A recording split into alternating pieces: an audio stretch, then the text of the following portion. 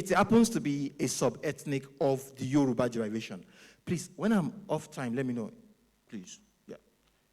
Ekiti is a sub-ethnic of the Yoruba derivation, usually symbolized by their commonest greeting of Iyoku. Can you all hear me, please? I don't like holding mic, I'm sorry. Okay. Often symbolized by their commonest greeting of Iyoku. Now, talking about this, we'll have to look at the migrational pattern. So, the people that occupy the present-day Ekiti, did they fall down from heaven? Or are we also going to adopt the mythological theory that says Oduduwa used chain and descended from heaven, which we all know is not going to be true, right? Of course, critically thinking is not going to be true. There will be a migration explanation to the coming of Oduduwa, which explains why we adopted the one from Mecca, Arab land, and the likes. The Lamurudu theory. Now, my point is, according to Oguntuyi, he said there are possible 3 forms of migrants in Ekiti. He mentioned the one from the 17th century, from Ile-Ife. Of course, we all know Ile-Ife, right? Ile-Ife happens to be the cradle of Yoruba race. True or false? Hello? Are you hearing Ile-Ife for the first time? Are you hearing Oduduwa for the first time? Who is Oduduwa? That's the right word, progenitor, not the founder. Hello? Oduduwa can be said to be the progenitor of Yoruba race because his own dynasty supersedes existing dynasty. He came with a superior culture. Just like the Paleolithic period, when we have lower Paleolithic and upper Paleolithic, when man moved from being food gatherer to food producer. It is just a phase of civilization. Now, talking about this possible migrant from Ile-Ife, now you will understand that after the fall, or don't let me use the word fall, after the demise of Ife historical hegemony, we have what we call the Oyo Empire. Have you heard of Oyo Empire before? Oh, thank God, hallelujah to somebody. Now, Oyo Empire. Of course, Oyo fell, but you need to know that during the 8 days of Oyo Empire, Ekiti wasn't under Oyo Empire. I'm sure you're surprised. Why? We were solely under Benin imperialism. Benin city there. We were solely under Benin imperialism. Now, this is why. Around the 15th century, during the era of Ewuare the Great, he conquered over 201 towns and villages in northeastern Yoruba land. And some towns within Ekiti district fell within this conquered territory. For example, Ado, another one, Ikere. Now let's take these 2 examples. Ado, for example, used to be called Ilesun. Everybody say Ilesun. Ilesun, yeah. Headed by Elesun. Now, because the Bini people came, of course, Ewi took over the administrative control of Ado and killed the Elesun, buried his head at the Erekeso market, and became the major ruler of Ado Ekiti. Now, that formed a paradigm shift from a dynasty to another one. Both Ewi and Elesun are probably from the same, let me say, migrational family. But hence, it explains that in time and space, history evolves. Just like we have the Greco-Roman history that explains the doings of Herodotus, Thucydides, Tacitus, Lebbeus, and the likes.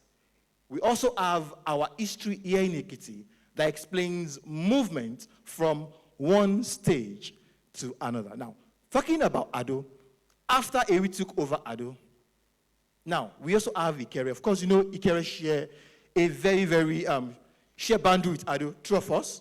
Yes. Now, in Ikere, there is a war called Olukpono Kusikpono. Now, and that war started when Ewi took over Ado, wanting to take over the lands that belong to Ikere because they share boundary. In order to avert this, the then Olukere, who happens to be strictly a traditional worshipper of Olosunta for the people, could not go to war. It's just like telling a Babalawo, or let me say, a Ifa man to go to war. He does not have the political understanding of war. So hence, they had to look for someone who can do that for them. That explains why they had to look for Ogoga, a Bini hunter that used to navigate Ikere and Ado. In fact, some scholars call him elephant hunter. Of course, you know, for a hunter to be able to kill elephant, of course. So they approached him, sorted his expertise. He came, fought the war for them, and won. Won by at least pushing back Ado incursion. Now, in order to avert a recurrence, they had to beg him, Ogoga, you cannot go. Stay with us here in case Ado wants to strike again. That explains till now, we have two traditional rulers in Ikere. We have Ogoga and we have Olukere.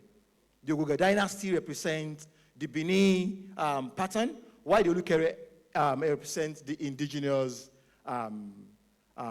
family. I hope you're getting something, please.